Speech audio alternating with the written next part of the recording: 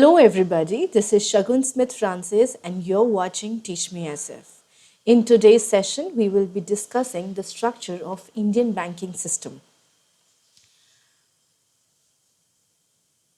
Let us first begin with understanding the Indian financial system.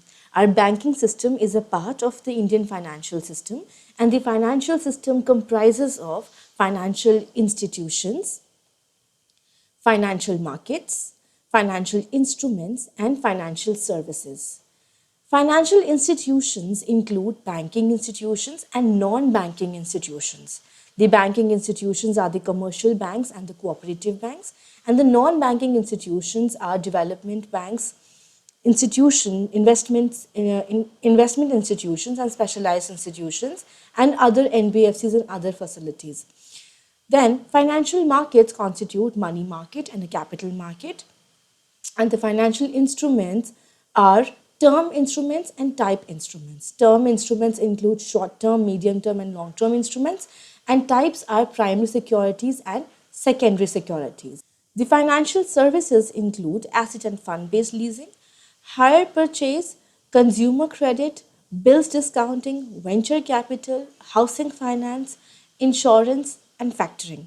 And the fee-based financial services include merchant banking, credit rating, stock broking, and mergers. The banking sector in India includes commercial banks and cooperative banks, and the other financial institutions include the insurance sector, mutual funds, and the development banks. Our banking structure looks something like this. RBI is the apex institution and it takes care of the whole banking system. It supervises and controls and regulates the whole banking system in India. RBI is the apex institution and it was established in the year 1935 on 1st April 1935 under the provisions of the RBI Act 1934. RBI is a banker to the government and other banks. It maintains records of government revenue, expenditure, under various heads, and it also does an important function of issuance of currency and regulation of the circulation in the country. Then is the scheduled banks. Scheduled banks are the banks that come under the second schedule of the RBI Act. These include scheduled commercial banks and scheduled cooperative banks. The scheduled commercial banks and the cooperative banks, that is the scheduled banks in all, need to maintain a minimum of 5 lakhs as the aggregate paid up capital. And they have to work according to the norms of the RBI. The commercial banks include public sector banks, private banks, foreign banks, and regional rural banks. In India, on the basis of ownership, we have 18 public sector banks. This number has now been reduced to 12.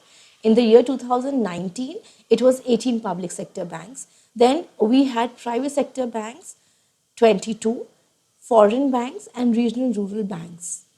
Public sector banks are the banks where the majority of the stake is under the government. Private sector banks are owned and controlled by private organizations, and foreign banks are owned and controlled by the foreign organizations or out of India, you could say. And regional rural banks are the banks which are primarily made to cater to the service, to cater to the rural areas, so the basic needs of the rural areas. See, this is the list of the scheduled public sector bank that we had before the 2020 April merger. Earlier, we had 18 public sector banks. That was Allahabad Bank, Andhra Bank, Bank of Baroda, Bank of India, Bank of Maharashtra, Canara Bank, Central Bank of India, Corporation Bank, Indian Overseas Bank, Oriental Bank of Commerce, Bank, Punjab and Sindh Bank, Punjab National Bank, State Bank of India, Syndicate Bank, UCO Bank, Union Bank of India, and United Bank of India. After 1st April 2020, the 10 banks, public sector banks, were amalgamated and the number was reduced to 12. The major banks that were amalgamated were the Corporation Bank and the Andhra Bank were merged with Union Bank of India. So, all the operations of Corporation Bank and Andhra Bank were now done under the head of Union Bank of India. Similarly, OBC Bank and the United Bank of India were merged with Punjab National Bank.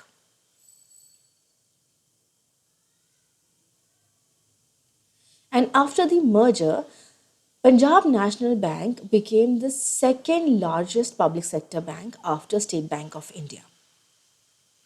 Similarly, Syndicate Bank was merged with Canara Bank and it was made the fourth largest public sector bank. Allahabad Bank was similarly merged into Indian Bank, and all the branches of the Allahabad Bank were treated as the branches of Indian Bank. So after the merger on 1st April 2020, we were left with 12 public sector banks in all, 6 merged banks and 6 independent banks. SBI, Bank of Baroda. So the new 12, the present public sector banks that we have today are 12, and the names are State Bank of India, Bank of Baroda, Punjab National Bank, Canara Bank, United Bank of India, Indian Bank, Indian Overseas Bank, UCO Bank, Bank of Maharashtra, Punjab and Sindh Bank, Bank of India, and Central Bank of India. So this is all for today, and I hope you've understood what I have given here. Still, if you have some queries, please let me know. Please comment below in the comment section and let me know, and I will be pleased to help you. Till then, stay safe, stay at home, and let's meet up in the next video. Thank you.